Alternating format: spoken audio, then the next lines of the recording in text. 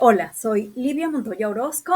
Eh, Estoy presentando en este momento un tema de administración. Soy del grupo 1175 de la UNAD. Y este tema es para presentárselo al tutor Javier Barreto. Bueno, pues como estamos hablando de administración, hay que entrar en la parte de conceptos. Es un tema bien interesante porque en conceptos de administración hay tantos, pero lo voy a relacionar, según este autor, eh, Hernández y Rodríguez, Palafox, Aguado Cortés 2020, como que es un concepto muy relacionado con la familia, está relacionado con el tiempo, la autoprotección, y estas variables nos llevan pues a buscar una historia. Pero seguimos con qué concepto sencillo es que yo he relacionado la administración. Pues para mí es la suma de esfuerzos individuales. Perdón, para el autor nos dice que es la suma de esfuerzos individuales, pero yo diría que esos esfuerzos que avanzan en el tiempo. ¿Por qué? Bueno, resulta que en la medida en que la administración sea una suma de esfuerzos individuales, como lo podemos observar en los primeros tiempos, aquí la gente está como semidesnuda en su recolección, en su cosecha y esto, sus casitas son pues de paja, en apariencia, en lo que tenemos de conocimiento, pues estaban al principio en cuevas, como el concepto de administración es intrínseco al ser humano. Entonces, a ver que es que no me puedo grabar bien la cara aquí. Entonces, ¿qué pasa? Que luego las personas ya se organizan de otra manera, van avanzando en el tiempo y aquí vemos las personas como ya vestidas, sus casas van mejorando y esto es paulatino. Y luego pues van mejorando todavía más. Esto trae consigo un montón de cosas. O sea que es algo como que va escalando como lentamente, pero al mismo tiempo se va avanzando. Digo yo que también entre comillas, ¿no? Porque entonces de la misma manera en que se avanza en la calidad de vida, también se avanza en la organización de los recursos. O sea, ya no es como la aldea, como que vamos a entre todos, no, sino que ya hay una persona que lo elige y en la medida en que aquí pues es como un cacique y esto, pero luego vemos aquí como el de la monarquía y así, vemos que es evidente, aquí los griegos, estos filósofos, vamos a ver qué era lo que decían, ¿no? Y aquí me permito leerlo de manera como muy ceñida a la historia. Bueno, la verdad es que aquí no se alcanza a notar completamente, pero en un principio era la aristocracia. ¿Y quién era que quería manejar los recursos? Pues los filósofos, las personas pues notables, ¿no? Los pensadores. Luego era la monarquía, que bajo este gobierno se da la existencia de un pueblo que tiene un territorio cuyo poder político está radicado en la cabeza de un gobernante absoluto. Se supone que tiene a su cargo el bienestar de la sociedad. Luego la tiranía, el gobierno de una persona que impone generalmente cuando la sociedad se disuelve y anarquiza.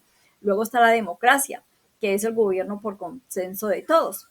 Bueno, esta nota es importante. Tanto Platón como Aristóteles estudiaron las diversas formas de gobierno descritas.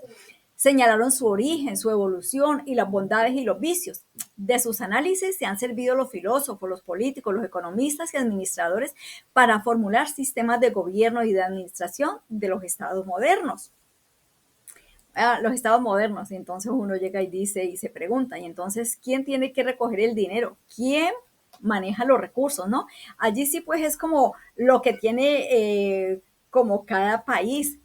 Y es interesante eh, para esto tener en cuenta los principios fundamentales de la administración, como son planear, organizar, dirigir y controlar. En sintonía con esto, ¿quién postula esos principios de la administración? Nos remitimos a diferentes autores. Adam Smith, el progreso de los países, decía este hombre, dependía de la administración de su riqueza, la división del trabajo, el mercado, la moneda y otros conceptos. Y es verdad que para la cuestión de administrar, también podemos dirigirnos, por ejemplo, a Napier. Este hombre se me quedó metido en la cabeza de toda la vida alguna vez que pensé quién habrá creado el primer logaritmo. Y efectivamente, es interesante citar a este hombre aquí porque lo interesante era que él decía que de un número dependían otros números, pues tal como en la administración, de un sueldo, pues dependen unas diferentes cantidades y así es como funciona la administración. eh, Organización y planeación de recursos. Bueno, eh, hablando de Smith y Napier, es fundamental también citar a Henry Fayol. Este hombre postulaba los tres principios básicos de la administración en su tiempo. Hablaba de la división del trabajo, de las medidas que se aplican y el proceso administrativo, criterios técnicos para guiar la función administrativa. Eh, ¿Quién era este hombre? Este hombre nació en 1856 y bueno, hasta 1915. Nos cuenta Sánchez, Delgado y Marcel que entró a trabajar a un taller y este hombre escaló rápidamente por su proceso de observación. O sea, él en ese taller empezó a notar que ¿qué empezó a notar este hombre?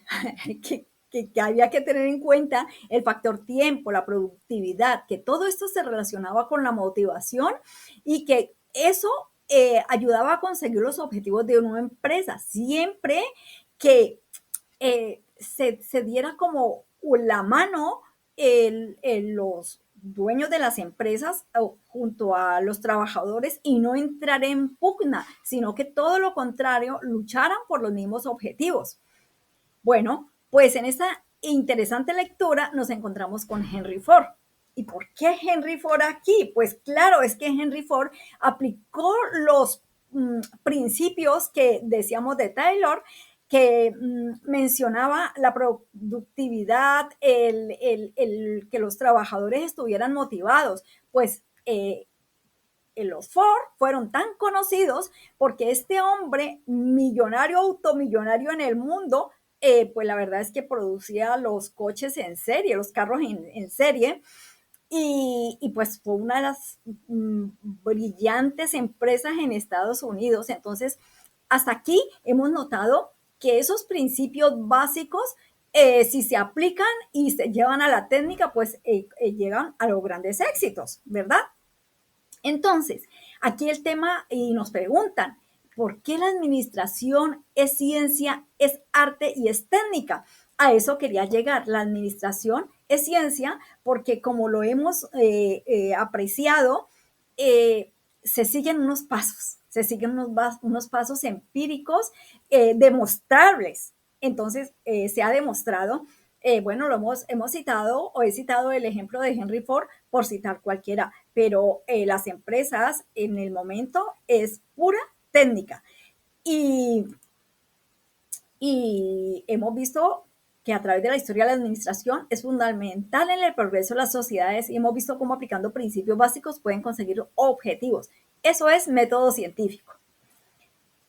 Bueno, eh, ¿por qué la administración es arte? Pues la administración es, antes de entrar en arte, pensemos en la técnica y es que luego haremos otro pequeño inciso, pero es técnica porque a partir de pasos se van llevando también estrategias y eso lo observamos en la administración. Sigo sin verme bien pero bueno, aquí estoy. Y bueno, es arte porque en administración se dice que arte es hacer las cosas bien. Y yo creo que está demostrado cómo en la administración es absolutamente necesario llevarlo como ciencia, llevarlo como técnica y eso pues definitivamente confluye en que se hagan las cosas bien y eso es arte. También la RAE define el arte como un conjunto de preceptos y reglas para hacer algo y como lo hemos visto, la administración con sus pasos y técnicas cumple este enunciado. Podemos asegurar, por lo tanto, que la administración es arte. Bueno, ahora nos preguntan, ¿en qué punto se encuentran la administración y la psicología? ¿Por qué es importante en la psicología saber de administración? Bueno, definitivamente la función de administrar lleva consigo una fuerte carga emocional. Y eso desde la casa. O sea que es así. Es de suponerse que nos veremos abocados y no pocas veces a encontrarnos con mm, pues personas, consultantes nuestros que tengan problemas por su precisamente estado mental y emocional a causa de la administración de recursos. Imaginaros una persona, un consultante que nos llegue y nos diga, es que cuando llego a la empresa se me pierde la visión. Y pues, hombre, si no tenemos idea de lo que es misión, de lo que es visión, pues podemos llegar a contestarle, pero ¿y por qué no usa las gafas? ¿Será que la empresa es oscura? Entonces hay que tener claros esos principios básicos para poder entender a un consultante. Entonces es súper importante. Pues también por la cuestión de la interdisciplinariedad, que estos conceptos que no son tan modernos, pero que últimamente son muy aplicables, entonces hay esa línea que integra hoy en día las ciencias en los diferentes aspectos. Y bueno, la administración y la psicología son una de estas. Y bueno, sin más que decir, muchas gracias y bueno, hasta una próxima. Y hasta siempre.